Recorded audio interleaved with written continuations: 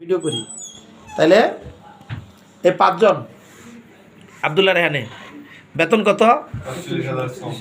সম মানে দৈনিক 45,000 সম না, দৈনিক 1500 টাকা। দৈনিক শুক্রবারে তো কাজ হইব না, শুক্রবার তো টেয়া পাবি না।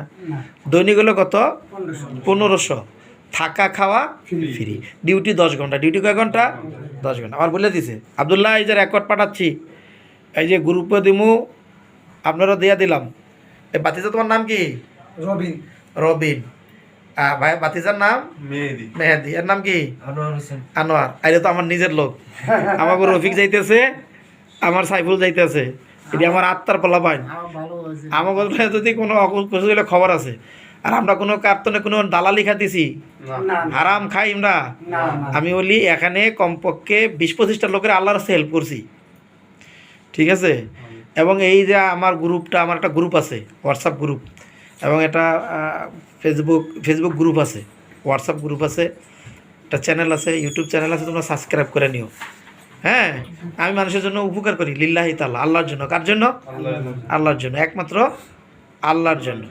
যে এই সেক্টরে সিটার বাটফার ভরা, মানুষের ক্ষণিকের উপকার হোক। তুমি এখনও বাড়া থাকলে 6,000 টাকা দিতা না, আমার 1 টাকা লাভ হইতো। আমার এন খাইলে 6,000 টাকা দেওয়া লাগতো, খানার জন্য 5,000 টাকা দেওয়া লাগতো না, তাইলে আমার লাভ দরকার নেই। আমার এই যে অনেক রুম বাড়ি মানে নাই গাইডার জন্য পেশা রইব। তবুও তোমরা ভালো থাকো, তবু তোমরা কি থাকো?